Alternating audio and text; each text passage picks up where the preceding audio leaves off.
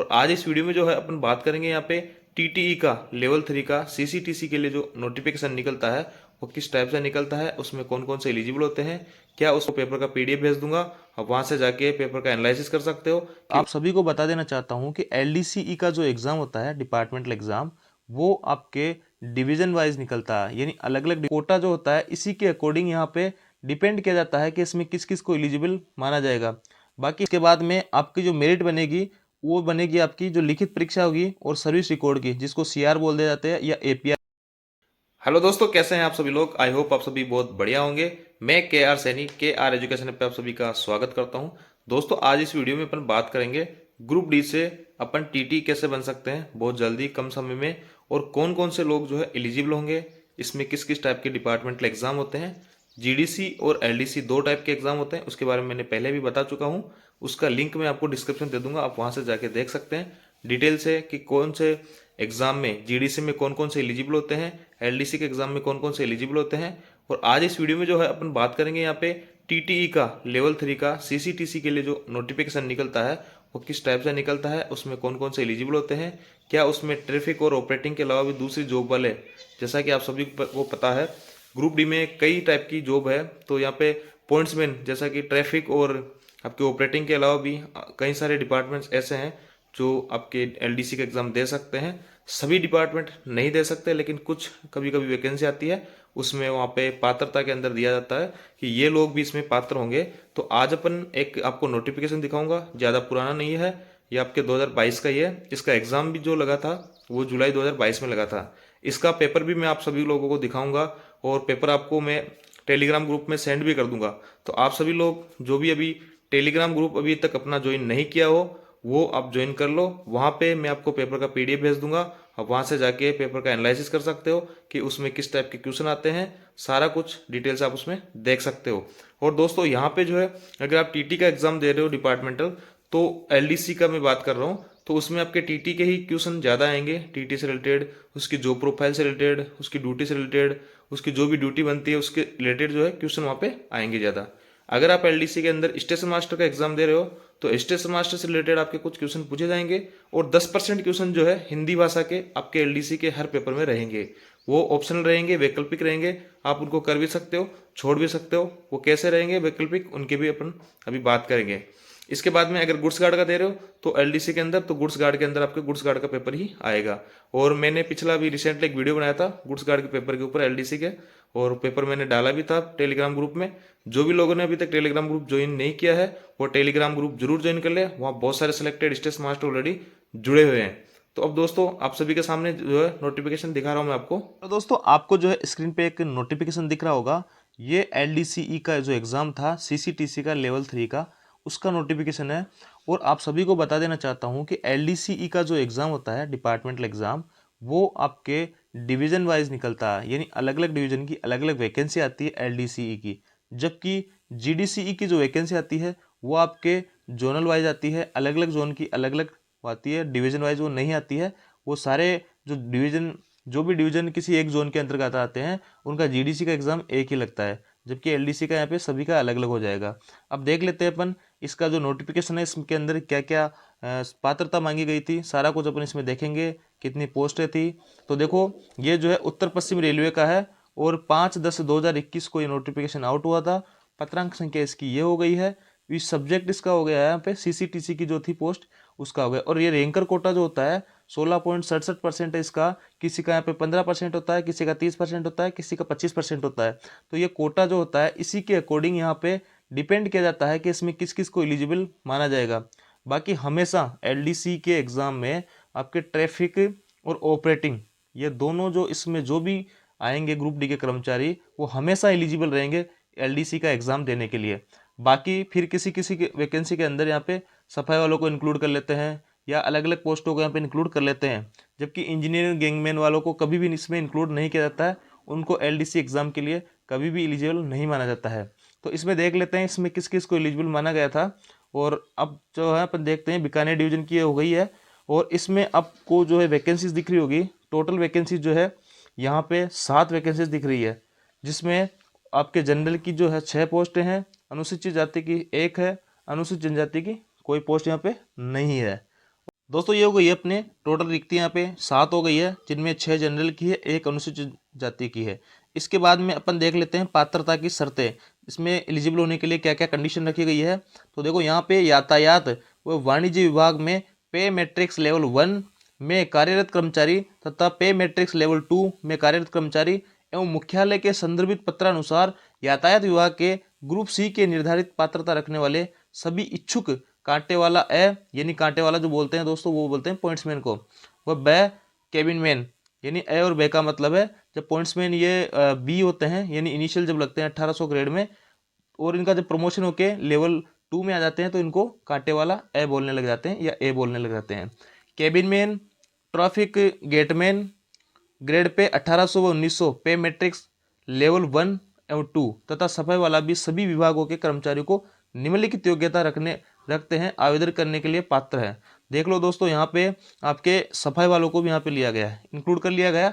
सफाई वालों को हमेशा इंक्लूड नहीं करेंगे एलडीसी के एग्जाम में, अगर इनको इंक्लूड करेंगे तो अलग से ही इनको इंक्लूड करेंगे, या फिर जो है ये 16.67 वाली जो कोटा होता है इसी में इनको इंक्लूड किया जाता है, सभी में इनको इंक्लूड नहीं किया जाता है। तो देखो यहाँ पे सफाई वालों को भी इंक्लूड कर लिया गया है, तभी यहाँ पे जो भी सफाई कर्मचारी होगा वो इसमें एलिजिबल होगा। हॉस्पिटल अटेंडेंट भी यहाँ पे एलिजिबल माना गया था, क्योंकि इसमें 2 टाइप की पोस्ट होती हैं, एक तो हाउस कीपर की होती है, एक हाउस अटेंडेंट की होती है, हॉस्पिटल अटेंडेंट की होती है। तो सफाई वाले तो यहाँ पे एलिजिबल है ही है, लेकिन किसी किसी डिवीजन में यहाँ पे अटेंडेंट को भी अलाउ कर दिया गया था हॉस्पिटल वालों को, जबकि किसी में नहीं किया गया था। तो बीकानेर डिवीजन की बात करूँ तो यहाँ पे अटेंडेंट को अलाउ किया गया था, और सफाई वाले तो इसमें साफ साफ दे रखा है, तो सफाई वाला इसमें इंक्लूड था। और लेवल 1 और 2 वाले इसलिए दे सकते थे, लेवल 3 की जो पोस्ट है सेम लेवल वाला सेम लेवल में एग्जाम नहीं दे सकता, इसलिए 1 और 2 वाले इसमें एग्जाम दे सकते थे। तो ये लोग इसमें एलिजिबल होंगे। ट्रैफिक के हमेशा एलिजिबल होंगे एलडीसी का एग्जाम आएगा जब, और वाणिज्य विभाग के भी इसमें एलिजिबल माना गया था, जबकि वाणिज्य विभाग में लेवल 1 की तो कोई पोस्ट होती ही नहीं है, इसलिए वहाँ पे वाणिज्य विभाग से कोई कैंडिडेट मिलेगा ही नहीं इसमें। तो ऑब्वियसली बात है इसमें पॉइंट्स मैनों को यहाँ पे ज़्यादा फायदा रहा होगा और सफाई वालों को इसमें ज़्यादा फायदा रहा होगा। अब देखो इसमें शैक्षणिक योग्यता क्या मांगी गई थी। शैक्षणिक योग्यता मांगी गई थी 10+2 में 50% अंकों के साथ में। जनरल वालों के लिए बात थी कि 50% आपके जो है 10+2 में होने चाहिए, जबकि अनुसूचित जाति अनुसूचित जनजाति भूतपूर्व सैनिकों के लिए लागू नहीं था। इसके बाद में आगे अगर अपन बात करें तो 17/12/2014 जिस तारीख से शैक्षणिक योग्यता के संशोधन किया गया था को अन्यथा पात्र है, यानी आप सारा कुछ पढ़ सकते हो। इन सब के अलावा एक इम्पोर्टेंट बात है कि आपकी जो है 2 साल की नियमित सर्विस होनी चाहिए। देखो मैं आपको फिर से बता देना चाहता हूँ, यहाँ पे मिनिमम 2 या 3 साल की सर्विस मांगी जाती है। कई एग्जाम में जो एलडीसी के एग्जाम आते हैं उनमें 3 वर्ष की सर्विस मांगी जाती है, जबकि इस एग्जाम में यहाँ पे 2 साल की सर्विस मांगी गई है, यानी 2 या 3 साल की तो आपसे सर्विस मांगी ही जाएगी। इसके बाद में अपन बात करते हैं बिना व्यवधान के, नहीं आपकी जो सर्विस है ना ब्रेक नहीं होनी चाहिए। यहाँ पे सर्विस की बात हो गई है कि 2 साल आपकी सर्विस होनी चाहिए, और अगर कोई ट्रांसफर लेके आता है तो उसको आरबी संख्या इसके अंतर्गत 2 साल की सेवा उसको भी पूर्ण करनी चाहिए। इसके बाद में उक्त चयनित कर्मचारियों को जो है B2 मेडिकल स्टैंडर्ड होना चाहिए। अगर B2 मेडिकल स्टैंडर्ड नहीं है, B2 में अगर फेल पाए जाते हो आप, तो फिर आपको यहाँ पे सिलेक्शन नहीं होगा आपका। इसके बाद में आपकी जो मेरिट बनेगी वो बनेगी आपकी जो लिखित परीक्षा होगी और सर्विस रिकॉर्ड की, जिसको CR बोल दिया जाता है या APR बोल दिया जाता है। और ये जो सर्विस रिकॉर्ड बनाता है वो आपका बनाता है SS, या आपका जो भी इंचार्ज होगा वो बनाता है। तो पॉइंट्समैन की या ट्रैफिक वालों की बात करूँ तो उसका इंचार्ज होता है SS ही होता है। तो दोस्तों यहाँ पे SS से कभी भी आप मत डरना अगर पॉइंट्समैन हो, क्योंकि APR अगर आप खराब कर लोगे तो आपको बहुत बड़ा नुकसान भरना पड़ जाएगा, नुकसान की भरपाई करनी पड़ेगी। 30 नंबर यहाँ पे APR के जाते हैं। अभी बहुत सारे कैंडिडेट ऐसे थे जिन्होंने स्टेट मास्टर से या SS से जो बदसलूकी की, यहाँ पे SS जो होता है उसके सारे कुछ व्यवहार के या उसका जो भी वर्किंग होता है उसी के आधार पर उसका CR के नंबर भेजते हैं। तो जब एग्जाम होते हैं तो बहुत सारे SS ने यहाँ पे किसी ने 18 भेजे, किसी ने 20 भेजे, तो उससे जो है उन लोगों ने वहाँ पे मेरिट में बहुत अच्छे मार्क्स लाए थे। लेकिन यहाँ से 30 में से 18 या 15 नंबर जाने से वो ओवरऑल जो मेरिट बनी उसमें रह गए थे। और जिनको 30 में से 30 भी कई लोगों को जाते हैं जिनका अच्छा नेचर होता है, उन लोगों को SS यहाँ पे 30 में से 30 CR के नंबर देके भेजता है। वहाँ पे उनके अगर 1-2 नंबर कम भी आते हैं तो ओवरऑल मेरिट में जो है उनका नाम आ जाता है। इसलिए आपकी CR जो होती है बहुत इंपॉर्टेंट होती है। 60% आपके मार्क्स होने चाहिए। जैसे कि 100 क्वेश्चन का अगर पेपर है तो आपको 60 क्वेश्चन वहाँ पे आपके सही होना चाहिए, और आपके APR जो रहेगा दोनों के नंबर मिलके आपकी मेरिट यहाँ पे बनेगी। इसके बाद में अपन आगे बात करें तो लिखित परीक्षा जो होगी आपकी 2 घंटे की होगी, और 100 आपके टोटल यहाँ पे 110 प्रश्न होंगे, जिसमें से 10% जो होंगे आपके हिंदी के होंगे वो वैकल्पिक रहते हैं, हर एलडीसी के एग्जाम में होते हैं। यानी आपको 110 क्वेश्चनों में से मात्र 100 ही क्वेश्चन अटेंड करने हैं। 100 से ज़्यादा क्वेश्चन आपके अटेंड अगर आप कर भी लोगे तो आपके शुरू के जो 100 क्वेश्चन होंगे वही चेक किए जाएंगे, आगे के क्वेश्चन आपके चेक नहीं किए जाएंगे। और राइटिंग वगैरह और एक से ज़्यादा ऑप्शन अगर आप लगा रहे हो, क्योंकि सारे के जो पेपर होते हैं ऑब्जेक्टिव होते हैं, एलडीसी और जीडीसी दोनों के ही, सब्जेक्टिव पेपर यहाँ पे नहीं होता है, तो आप जो है एक से ज़्यादा ऑप्शन यहाँ पे नहीं लगा सकते। माइनस मार्किंग रहेगी, 1/3 रहेगी। इसके बाद में पॉइंट नंबर 6 में लिखा हुआ है कि असोदित सुनिश्चित कैरियर प्रोन्नयन योजना के अंतर्गत पूर्ववर्ती ग्रुप डी जो कि वित्तीय प्रोन्नति का पे मैट्रिक्स लेवल 2 में उच्च लेवल से लाभ ले रहे हैं, वे भी आवेदन करने के लिए पात्र है। तो आप सारा कुछ इसको आराम से पढ़ सकते हो। नोटिफिकेशन को मैं टेलीग्राम ग्रुप में जो भेज दूंगा, और टेलीग्राम ग्रुप जिसने ज्वाइन नहीं किया है वो टेलीग्राम ग्रुप जरूर ज्वाइन कर ले, उसका लिंक आपको डिस्क्रिप्शन में मिल जाएगा। तो ये सारा कुछ जो है दोस्तों यहाँ पे लिखा हुआ है इसमें। और अगर आपको कोई आपत्ति है तो 15 दिन के अंदर अंदर आप जो है रिटर्न में लिख के दो, नहीं तो आपको जो है प्रतिवेदन जो रहेगा उस पर विचार नहीं किया जाएगा। इसके बाद में ये सारा कुछ नोटिफिकेशन आता है, और ये आपका परफॉर्मा रहेगा।